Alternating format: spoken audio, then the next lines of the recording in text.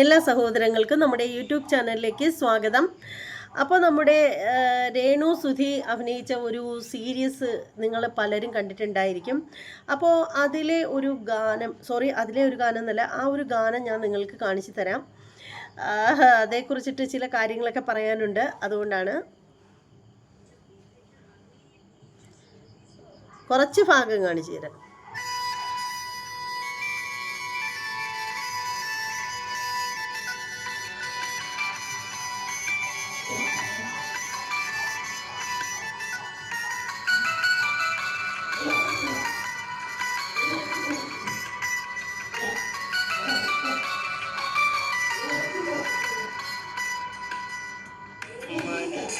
സന്തോഷക്കടലായ നേരത്ത് ഒരു സ്നേഹത്തിരയായി നീ വന്നു.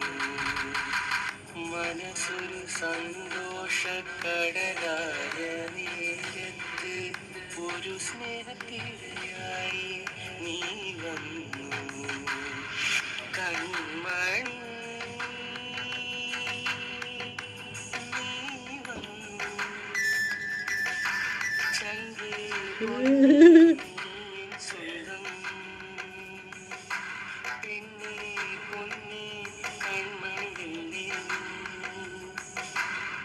പ്രണയം മുഴുകുന്ന ഹൃദയത്തിൽ സ്വന്തം രക്തമായി നിന്നെ ഞാൻ എടുത്തു വച്ചു. കൺമണി നിന്നെ ഞാൻ എടുത്തു വച്ചു. ചങ്കേ പൊന്നേ സ്വന്തം കൺമണി നീ എൻ്റെ മാത്രം.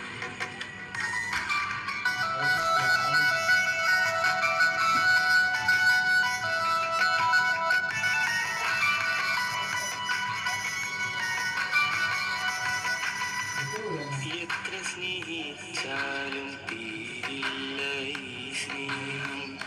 വീണ്ടും കൊതിക്കുന്നു നിന്നെ മാത്രം. ദുഃഖങ്ങളെല്ലാം മറന്നൊരു നേരത്ത് മനസ്സിൽ നീ മാത്രമായി.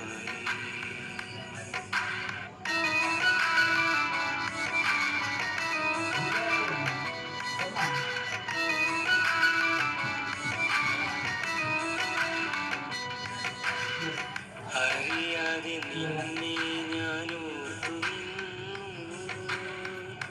ഓർമ്മകൾ താരാട്ട് പാടിരുന്നു. കാണുന്നു കൺമണി നിന്നെ മാത്രം. എന്തുവാടേ ഇത്? സത്യം പറഞ്ഞാൽ ഇത് കണ്ടു കഴിഞ്ഞാൽ എനിക്ക് സത്യം പറഞ്ഞപ്പോൾ ചിരിയാണ് വരുന്നത് കേട്ടോ. സത്യത്തിൽ എന്തൊരു ബോറായത്. ഓ, വല്ലാത്തൊരു ഒന്നൊന്നര സീരിയസ് ആയിപ്പോയി കേട്ടോ. സത്യം പറഞ്ഞാൽ ഇത് കണ്ടപ്പോൾ ശരിക്കും ചിരിയാണ് വന്നത് കേട്ടോ. ശരിക്കും ഞാൻ ഇത് കണ്ടില്ലായിരുന്നു, കുറേ ദിവസമായി. ഇത് ഇറങ്ങിയിട്ട് കുറേ ആയെങ്കിലും ഞാനിത് കണ്ടില്ലായിരുന്നു. അപ്പോൾ പിള്ളേരാണ് കൊണ്ടുവന്നിട്ട് ഇതെനിക്ക് കാണിച്ചു തന്നത്. ശരിക്കും എന്താണടേ ഇത് ശരിക്കും ഒട്ടും ചേരുന്നില്ല. ആ ഒരു നായകനെന്ന് പറഞ്ഞാൽ, സൗന്ദര്യം എന്ന് പറഞ്ഞാൽ ദൈവം തരുന്നതാണ് എല്ലാവർക്കും. അത് വാരിക്കോരി കൊടുക്കണമെന്നൊന്നുമില്ല. മനുഷ്യൻ്റെ മനസ്സ് തന്നെയാണ് സൗന്ദര്യം എന്നൊക്കെ പറയുമ്പോഴും ആ ഒരു നായകൻ എന്ന് പറയുമ്പോൾ രേണുവുമായിട്ട് ഒരു മാച്ചും ഇല്ല. എന്നാൽ ചോദിക്കും രേണു ഭയങ്കര സംഭവമാണെന്ന്. രേണു സംഭവമൊന്നുമല്ല, എന്നാൽ പോലും തമ്മിൽ എന്തെങ്കിലും ഒരു ചേർച്ച വേണ്ടേ? എന്തെങ്കിലും ഒരു ചേർച്ച വേണ്ടേ? പിന്നെയെന്ന് പറഞ്ഞാൽ ആ അച്ഛനൊക്കെ എന്ന് പറഞ്ഞാൽ എന്തൊരു ബോറാടേത്. അച്ഛനും അമ്മയെന്നൊക്കെ പറഞ്ഞാൽ ഒരു ഭംഗിയല്ല. ശരിക്കും പറയുകയാണെങ്കിൽ ഭംഗി നോക്കിയിട്ടാണ് നമ്മൾ ഇപ്പോൾ എത്രയോ ഭംഗിയില്ലാത്ത അഭിനേതാക്കളുണ്ട്. ഇപ്പോൾ സലീം കുമാർ ആണെങ്കിലും മാമുക്കോയ, ഇവർക്കൊക്കെ ഭയങ്കര സൗന്ദര്യമൊന്നും ഉള്ള ആളുകളല്ല. കുതിരവട്ടം പപ്പു, ഇവരൊന്നും അത്ര വലിയ സൗന്ദര്യമൊന്നും ഉള്ള സുന്ദരന്മാരോ സുന്ദരികളൊന്നും, സുന്ദരിയല്ല, സുന്ദരന്മാരൊന്നും അല്ല. പക്ഷേ എന്നാൽ പോലും അവരെല്ലാം നമ്മൾ ഇഷ്ടപ്പെടുന്നത് എന്തുകൊണ്ടാണ്? അവരുടെയൊക്കെ ആ ഒരു അഭിനയ മികവ് കൊണ്ടാണ് അവരെയൊക്കെ നമ്മൾ ഇഷ്ടപ്പെടുന്നത്. പക്ഷേ ഇതെന്ന് പറഞ്ഞാൽ ഭയങ്കര മോശമായിട്ടുണ്ട്, വളരെ മോശം. നമ്മൾ ഒക്കാത്ത പണിക്ക് പോവാതിരിക്കുക, അതാണ് പറയാനുള്ളത്. അത് അല്ലെന്നുണ്ടെങ്കിൽ ഇതിൻ്റെ സംവിധാനം ചെയ്യുന്ന ആളുകൾ മാക്സിമം ഇവരെ കൊണ്ട് അഭിനയിപ്പിക്കുക. മാക്സിമം മറ്റുള്ളവർ കണ്ടാൽ കുറ്റം പറയാത്ത രീതിയിൽ, ഭയങ്കര മികവ് വന്നില്ലെങ്കിൽ പോലും വലിയ കുറ്റം പറയാത്ത രീതിയിൽ നന്നായിട്ട് ഇവരെ കൊണ്ട് പ്രാക്ടീസ് കൊടുത്ത് സെറ്റാക്കിയതിന് ശേഷം ഇത് പുറത്തേക്ക് ഇടുക, ഇത് എടുക്കുക, ലാസ്റ്റ് ഫൈനൽ എടുക്കുക. അതാണ് എനിക്ക് ഈ ഒരു സംഭവത്തെക്കുറിച്ച് പറയാനുള്ളത്. ഭയങ്കര വൃത്തികേട്. ആ ഒരു പാട്ടാണെങ്കിലോ അതിനപ്പുറം ചങ്കേ എന്ത് പാട്ടായത്, എന്തൊരു വൃത്തികെട്ട പാട്ടായത്. എനിക്കിഷ്ടപ്പെട്ടില്ല കേട്ടോ. ഈ പാട്ടിൻ്റെ ഒരു പാട്ടിൻ്റെ ആരാധകരൊക്കെ ഉണ്ടെങ്കിൽ ഒന്ന് കമൻറ്റ് ചെയ്തോളൂ. നിങ്ങൾക്ക് തെറി വിളിക്കാനൊക്കെ ആയിട്ട് ആരെങ്കിലുമൊക്കെ ഉണ്ടോ എന്തോ, ഈ പാട്ട് അത്രയേറെ ഇഷ്ടപ്പെടുന്ന ആളുകളൊക്കെ ഉണ്ടോ എന്ന് എനിക്കറിയില്ല. എന്തായാലും ഞാൻ എൻ്റെ അഭിപ്രായമാണ് ഈ പാട്ടിൻ്റെ കാര്യത്തിൽ പറഞ്ഞത്. അപ്പോൾ ഇതിൽ വന്ന കുറച്ച് കമൻറ്റുകൾ വായിക്കാം കേട്ടോ. ഈ കമൻ്റ് എന്ന് പറഞ്ഞാൽ കൂടുതലും വളരെ മോശം കമൻറ്റുകളാണ് കേട്ടോ വന്നിരിക്കുന്നത്. വളരെ വിരലിൽ എണ്ണാവുന്നത്ര മാത്രം നല്ല കമൻറ്റുകൾ മാത്രമേ ഇതിലുള്ളൂ. അപ്പോൾ കമൻ്റ് എന്ന് വെച്ചാൽ ഒരാൾ പറഞ്ഞിരിക്കുന്നതെന്ന് പറഞ്ഞാൽ ഷാജി KV ആണ്. അദ്ദേഹം പറഞ്ഞിരിക്കുന്നതെന്ന് പറഞ്ഞാൽ, ഒന്നും തോന്നരുത് രേണു, ഇയാൾക്ക് അഭിനയം ചേരില്ല, അഭിനയിക്കാൻ അറിയില്ല, കാണുമ്പോൾ ലജ്ജ വരുന്നു, കുറ്റം പറഞ്ഞതല്ല സത്യം പറഞ്ഞതാണെന്ന്. അതിന് 210 പേരാണ് ലൈക്ക് ചെയ്തിരിക്കുന്നത്. പിന്നെ ഒരാൾ പറഞ്ഞിരിക്കുന്നത്, സത്യം പറയാലോ, കൊള്ളത്തില്ല, നമ്മുടെ മലയാളികൾ കൊള്ളാവുന്നതിനെ കൊള്ളാം എന്ന് തന്നെ പറയും. അതാണ് വാസ്തവം. അത് തന്നെയാണ് ഞാനിവിടെ തുറന്നു പറഞ്ഞതും. 65 പേരാട്ടോ ലൈക്ക് ചെയ്തിരിക്കുന്നത്. പിന്നെ അടുത്ത ആൾ പറഞ്ഞിരിക്കുന്നതെന്ന് പറഞ്ഞാൽ രേവതിയാണ്, രേവതി നായർ. ചേച്ചി എന്തിന് ഇങ്ങനെ അറിയാത്ത പണിക്ക് പോണത്? പ്ലീസ്, ഇങ്ങനെ സ്വയം തരം താഴ്ന്ന് എന്തിനാ? ആക്ടിങ് കൊള്ളില്ല. ചേച്ചിയെ പോലെ തന്നെ കൂടെ അഭിനയിക്കുന്നവർക്കും അറിയില്ല. ഈ ലോകത്ത് മന്ത്ലി സാലറി കിട്ടുന്ന എത്രയോ മാന്യമായ ജോലികൾ ഉണ്ട്. അതിന് പൊയ്ക്കൂടെ? ആ കുഞ്ഞുങ്ങളെ നോക്കിക്കൂടെ? കയറിക്കിടക്കാൻ നല്ലൊരു വീടുണ്ടല്ലോ. പിന്നെ ജീവിക്കാൻ 10,000 രൂപ മതി. അത് നല്ല ഒരു ജോലി കണ്ടുപിടിച്ച് ജീവിക്കൂ. അല്ലാതെ അറിയാത്ത പണി ചെയ്ത് സ്വയം തരം താഴരുത്. സ്നേഹം കൊണ്ട് പറഞ്ഞു പോയതാ. കാണുമ്പോൾ സങ്കടം തോന്നുന്നു. കുറ്റം പറയുന്നതല്ല, സത്യമാണെന്ന് പറയുന്നു. അതിന് ഒരു 437 ലൈക്കുണ്ട് ആ ഒരു കമൻറ്റിന്. ശരിക്കും പറഞ്ഞാൽ എനിക്ക് തോന്നിയതും ആ ഒരു കാര്യം തന്നെയാണ്. അറിയാത്ത പണിക്ക് പോവരുത് എന്ന കാര്യത്തിനോട് എനിക്ക് യോജിപ്പൊന്നുമില്ല. എല്ലാ പണികളും എല്ലാവരും പുറത്തേക്ക് അമ്മയുടെ വയറ്റിൽ നിന്ന് പുറത്തേക്ക് വരുമ്പോൾ തന്നെ പഠിച്ചുകൊണ്ടല്ല വരുന്നത്. അതൊക്കെ പതുക്കെ പഠിച്ച് വരുന്നത് തന്നെയാണ്. പക്ഷേ നമ്മൾ ഒരു വർക്ക് ഏറ്റെടുക്കുമ്പോൾ ആ ഒരു വർക്ക് നമ്മളെ കൊണ്ട് ചെയ്യാൻ പറ്റുമോ എന്ന് ചിന്തിക്കണം. അങ്ങനെ ചിന്തിക്കുന്നത് കൊണ്ട് മാത്രമല്ല മാക്സിമം നമ്മുടെ ഫുള്ള് കൊടുത്ത് നമുക്ക് അത് എത്രത്തോളം 100% കൊടുത്ത് അത് നന്നാക്കി എടുക്കാനായിട്ട് നോക്കണം. ഇത് വളരെ മോശം. എന്താണ്, ഇതിലുള്ള മനുഷ്യരുടെ ആരുടെയും മുഖത്ത് യാതൊരുവിധ ഭാവങ്ങളും ഇല്ല, ഒന്നുമില്ല. അത് ഈ ഒരു സംവിധായകരും സംഭവങ്ങളൊക്കെ ഉണ്ടെങ്കിൽ അവർ പറഞ്ഞു കൊടുക്കുന്നു, ഇവരതുപോലെ എന്തൊക്കെയോ ചെയ്യുന്നു, അത്രയേ ഉള്ളൂ. മുഖത്തൊന്നും ഒരു അഭിനയവും ഇല്ല. ചെറിയ കുട്ടികൾ പോലും വളരെ ഭംഗിയായിട്ട് അഭിനയിക്കും. ഇത് ഒന്നുമില്ല, പ്രത്യേകിച്ച് ഒരു ഇതുമില്ല. പിന്നെ അടുത്ത കമൻറ്റ് എന്ന് വെച്ചാൽ,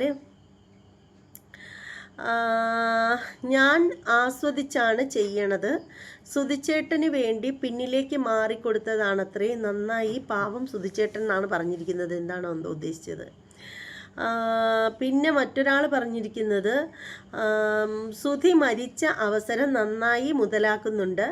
എന്തുകൊണ്ട് സുധി ഉള്ളപ്പോൾ അഭിനയിക്കാൻ പോയില്ല? അഭിനയം അന്ന് ഇഷ്ടമായിരുന്നില്ലേ? അതോ സുധി മരിച്ചതോടെ ആണോ നല്ലൊരു അഭിനേത്രി ആയത് എന്നാണ് ചോദിച്ചിരിക്കുന്നത്. അത് വളരെ വാസ്തവമായിട്ടുള്ളൊരു ചോദ്യം തന്നെയാണ്. പക്ഷേ എന്നാൽ അതിൻ്റെ ഒരു ഉത്തരം പറയേണ്ടത് എങ്ങനെയാണെന്ന് വെച്ചാൽ, അവർക്കൊരു പക്ഷേ സുധി ഉള്ളപ്പോൾ തന്നെ അഭിനയിക്കാൻ ആഗ്രഹമുണ്ടായിരുന്നിരിക്കണം. പക്ഷേ ആ ഒരു സമയത്ത് ആ ഒരു സാഹചര്യം ഉണ്ടായി കാണില്ല. കുട്ടിയുടെ കാര്യമൊക്കെ നോക്കി അവരവരുടെ വീട്ടിൽ തന്നെ ഇരുന്നിട്ടുണ്ടാവാം. അതുമാത്രമല്ല, ഒരു പക്ഷേ അവരുടെ ഹസ്ബൻഡിന് സുധിക്ക് അഭിനയിക്കാൻ പോകുന്നതിനോട് താല്പര്യം ഉണ്ടായിരുന്നില്ലായിരിക്കാം. ഉണ്ടായി കാണില്ലായിരിക്കാം. അതുകൊണ്ടാവാം ഒരുപക്ഷെ ആ ഒരു സമയത്ത് അവർ അഭിനയത്തിലേക്ക് വരാതിരുന്നിട്ടുള്ളത്. ഇപ്പോൾ അദ്ദേഹമില്ല, അതുകൊണ്ട് പിന്നീട് അവർക്ക് മറ്റാരോടും ആലോചിക്കേണ്ട കാര്യമില്ല. അവരുടെ ഇഷ്ടമാണ്. അവരത് അവരുടെ തന്നെ പല വീഡിയോകളിലും അവരത് തുറന്ന് സമ്മതിക്കുന്ന ഒരു കാര്യമാണ്.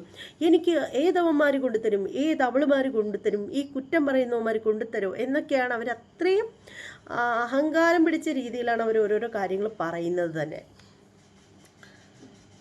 പിന്നെ ഒരാൾ ചോദിച്ചിരിക്കുന്നത്, അറിയാത്ത ജോലിക്ക് പോകുന്നതിനേക്കാൾ നല്ലത് അറിയുന്ന ജോലിക്ക് പോകുന്നതാണ് സഹോദരി എന്ന് പറയുന്നു. പിന്നെ മറ്റൊരാൾ പറഞ്ഞിരിക്കുന്നത് ഒരു അച്ചുവാണ് കേട്ടോ. അയ്യേ എന്തോന്നടേ ചങ്കേ പൊന്നെ നീയൻ ചൊന്തം, ആഹാ വയലാർ എഴുതുമോ ഇതുപോലെ എന്ന് ചോദിച്ചിരിക്കുന്നു. 82 പേരാണ് ലൈക്ക് ചെയ്തിരിക്കുന്നത്. പിന്നൊരാൾ പറയുന്നത് ആഹാ നല്ല ഓഞ്ഞ പാട്ട് എന്നാണ് പറഞ്ഞിരിക്കുന്നത്. പിന്നൊരാൾ പറഞ്ഞിരിക്കുന്നത് കൊല്ലം സുധിച്ചേട്ടന് എവിടെ നിന്ന് കിട്ടി ഈ സാധനത്തിന് എന്ന് ചോദിക്കുന്നു. അങ്ങനെ ഒരുപാട് പേര് ഞാൻ നോക്കുമ്പോഴത്തേക്ക് ഇതിനകത്ത് കറുത്ത് നത്ത് നൂല് പോലുള്ളൊരു സാധനം കാണുമ്പോൾ അറിയാം ഭയങ്കര അഹങ്കാരം പിടിച്ച പെണ്ണ് ആണെന്ന്, കാണുമ്പോൾ കലിയാണ് വരുന്നതെന്ന്. അവരെ കാണുമ്പോൾ ഇപ്പോൾ മറ്റുള്ളവർക്ക് കലി വരേണ്ട കാര്യമൊന്നുമില്ല.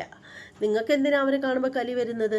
ഇപ്പോൾ എല്ലാവരും വെളുത്ത് തുടുത്ത് തമന്നെ പോലൊക്കെ ഇരിക്കും, ഐശ്വര്യ റായെ പോലെയൊക്കെ എല്ലാവരും ഇരിക്കുമോ? കറുത്തവരൊക്കെ നൂല് പോലെയൊക്കെ ഇരിക്കുന്നവരൊക്കെ കാണും സമൂഹത്തിൽ. എല്ലാവരും വീപ്പക്കുറ്റിയാവണമെന്നുണ്ടോ? അങ്ങനൊന്നും പറയരുത്. ഒരു വ്യക്തിയെ ബോഡി ഷേമിങ് ചെയ്യുന്നതൊന്നും ഒട്ടും ശരിയായ കാര്യമൊന്നുമല്ല.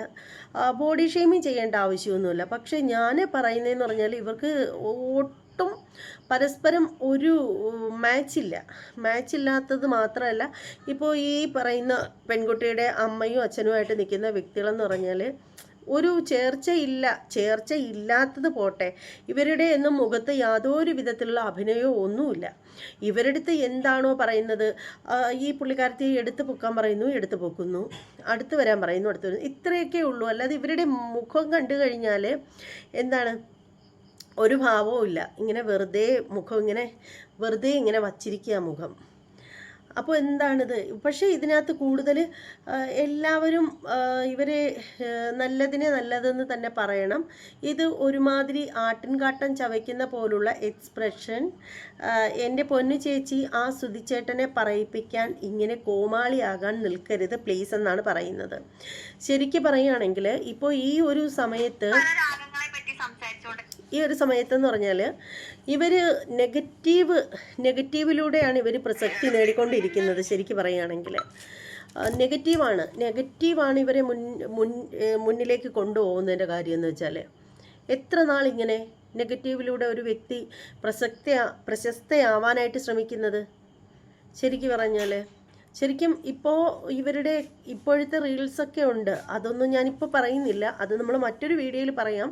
വെറുതെ വീഡിയോയുടെ ലെന്ത് കൂട്ടേണ്ട കാര്യമൊന്നുമില്ലല്ലോ. അപ്പോൾ എന്തായാലും ഈ പുള്ളിക്കാരത്തി ഇനി ഈ അഭിനയമാണ് മുന്നോട്ട് കൊണ്ടുപോകാനായിട്ട് ഇഷ്ടപ്പെടുന്നതെങ്കിൽ അവരുടെ ഇഷ്ടമല്ല, അതിനെ ഒന്നിനും വിമർശിക്കാനൊന്നും നമുക്ക് അവകാശമില്ല. പിന്നെ നമുക്ക് ഇഷ്ടമുണ്ടെങ്കിൽ കാണാം, ഇഷ്ടമുണ്ടെങ്കിൽ സപ്പോർട്ട് ചെയ്യാം, അത്രയേ ഉള്ളൂ. പക്ഷേ നിങ്ങൾ അത്രത്തോളം നിങ്ങൾ കുറച്ച് ഹാർഡ് വർക്ക് ചെയ്യാൻ തയ്യാറാവണം. അല്ലാണ്ട് ഇങ്ങനെ എന്താണ് ഒരു ഇതും ഇല്ലാതെ വന്ന് നിന്നില്ല കാണ്ടാമൃഗം എങ്ങനെയാണോ അവരുടെ ബോഡി ഷേമിങ് ചെയ്തതല്ല, അതായത് മുഖത്ത് യാതൊരുവിധ ഭാവമാറ്റങ്ങൾ വരുന്നില്ല എന്ന് മാത്രമേ ഞാൻ ഈ ഒരു വാക്കുകൊണ്ട് ഉദ്ദേശിച്ചിട്ടുള്ളൂ, അല്ലാതെ മറ്റൊന്നും ഉദ്ദേശിച്ചിട്ടില്ല.